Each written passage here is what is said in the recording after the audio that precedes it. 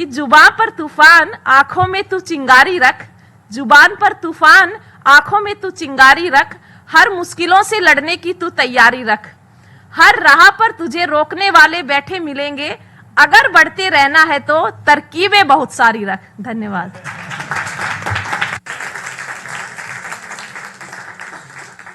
Significant steps and very impressive. So I'm going to pass over now to Ms. Neeru Yadav.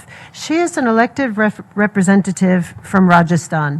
She possesses a master's degree in mathematics in education, and she's pursuing her PhD. So she will speak in her language, and she will be translated by Joint Secretary, Minister of Panchayati Raj, Shri Alok Prem Nagar. So with that, I will pass over to you. Ms. Yadav, the question is, you are popularly referred to as Hockey Sarpanch in India. Can you tell us about your efforts to use sports to empower women and girls in your community? Ms. Hockey Sarpanch. Neeru जी, आप भारत में hockey sarpanch के नाम से लोकप्रिय हैं। Hockey द्वारा आपने अपने गांव की बालाओं और महिलाओं को कैसे सशक्त किया, इसके बारे में कुछ बताएं।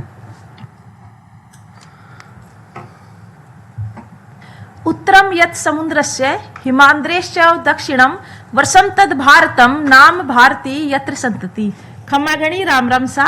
मैं नीरू यादव, हॉकी वाली सरपंच, ग्राम सहड, कानसिंहपुरा और लांबी अहीर 3 गांवों की 2020 में सरपंच निर्वाचित हुई। लगभग 8000 की आबादी की मेरी पंचायत लांबी अहीर भारत देश के राजस्थान राज्य के झुंझुनू जिले में स्थित है।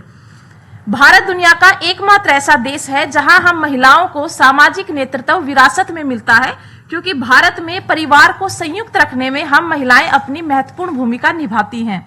इस मंच के माध्यम से सर्वप्रथम मैं अपने देश के यशस्वी प्रधानमंत्री नरेंद्र मोदी जी को धन्यवाद देती हूं कि उन्होंने लोकसभा और विधानसभा में हमारे नेतृत्व को मजबूत करने के लिए नारी शक्ति वंदन अधिनियम बिल पारित किया।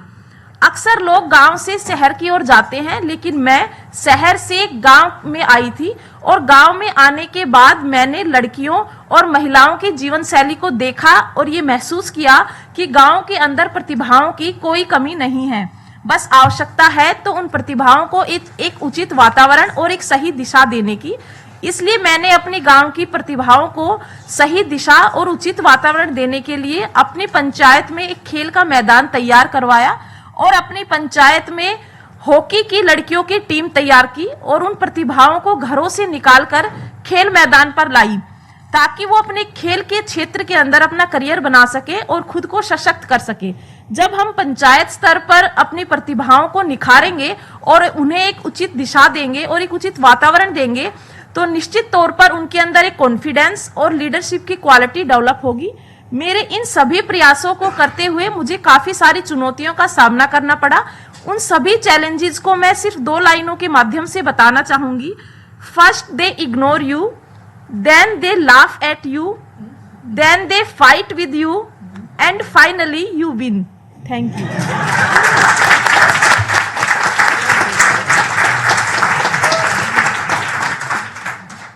Next question is for Srimati Nehru.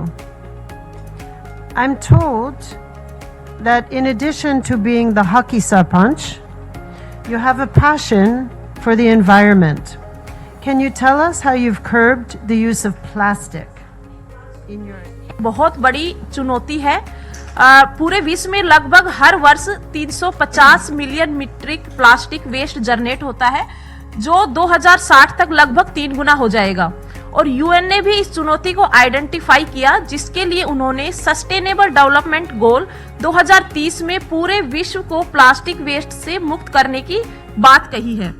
UN की इस मुहिम का एक हिस्सा बनकर और भारत सरकार के स्वच्छ भारत अभियान के तहत मैंने भी अपनी पंचायत को प्लास्टिक मुक्त करने का एक प्रयास किया और अपनी पंचायत के अंदर एक बर्तन बैंक की स्थापना की। अब गांव के लोग शादी समारोह में प्लास्टिक की बजाय स्टील के बर्तन यूज करते हैं और गांव की जो दुकानें हैं वहां पर पॉलीथीन का प्रयोग ना हो, इसके लिए हमने महिलाओं को कपड़े के बैग तैयार करना सिखाया। अब गांव के लोग जब मार्केट जाते हैं तो वो कपड़े के बैग का को यूज करते हैं। बर्तन बैंक और कपड़े के बैग के माध्यम से ना सिर्फ हमने पंचायत को प्लास्टिक मुक्त किया, बल्कि महिलाओं को रोजगार देकर सशक्त करने का भी काम किया है। धन्यवाद। Have you also taken steps to mitigate climate change? Could you tell us a little bit about that? आज हमारे सामने ग्लोबल वार्मिंग एक बहुत बड़ी चुनौती है। यूएन की रिपोर्ट के अनुसार 2011 से 2021 के दशक में ग्लोबल वार्मिंग के कारण तापमान के अंदर 1.5 डिग्री सेल्सियस की वृद्धि हुई है। अगर इसी प्रकार से सब चलता रहा तो वो दिन दूर नहीं है जब हमारी पृथ्वी है वो जलमग्न हो जाएगी। तो इसी समस्या को के समाधान के लिए मैंने मेरी पंचायत स्तर के ऊपर एक मुहिम चलाई, मेरा पेड़ मेरा दोस्त, जिसके अंतर्गत हमने सभी सरकारी विद्यालयों के अंदर 21,000 पौधे वितरित किए और उन सभी पौधों को लगाने का और उनके रखरखाव की जिम्मेदारी हमने बच्चों को दी, ताकि पर्यावरण संरक्षित रहे और ग्लोबल वार्मिंग भी कम हो। आजकल हम देखते हैं जब गांव में शादियां होती हैं तो वहां कन्यादान या मुंह दिखाई की रस्म हो तो उसमें लोग पैसे देते हैं या उपहार देते हैं। तो मैंने उपहार और पैसों की जगह नव दंपत्ति से पौधे लगवाकर उनसे पर्यावरण संरक्षण की कसम दिलवाई। और मेरे इन सभी प्रयासों के अंदर मेरे गांव के पुरुषों ने तो साथ दिया ही दिया, साथ ही महिलाओं ने बहुत बढ़ चढ़ के साथ दिया। तो आज मैं इस मंच के माध्यम से मेरी पंचायत की, मेरे देश की महिलाओं को और विश्व की संपूर्ण नारी शक्ति को 4 बातें जरूर कहना चाहूंगी कि जुबान पर तूफान, आंखों में तू चिंगारी रख। जुबान पर तूफान, आंखों में तू चिंगारी रख। हर मुश्किलों से लड़ने की तू तैयारी रख। हर राह पर तुझे रोकने वाले बैठे मिलेंगे। अगर बढ़ते रहना है तो तरकीबें बहुत सारी रख। धन्यवाद।